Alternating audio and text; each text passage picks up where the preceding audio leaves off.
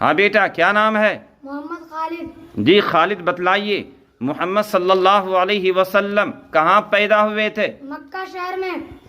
जी, मोहम्मद सल्लल्लाहु अलैहि वसल्लम किस दिन और किस तारीख को पैदा हुए? पीर के दिन 12 रबीउल अव्वल को।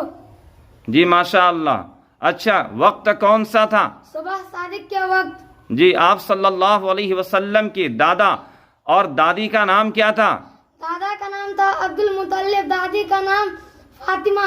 जी, मोहम्मद सल्लल्लाहु अलैहि वसल्लम के नाना और नानी का क्या नाम था? नाना का नाम वहाब, नानी का नाम बर्रा था। बर्रा था। बोलो फिर से।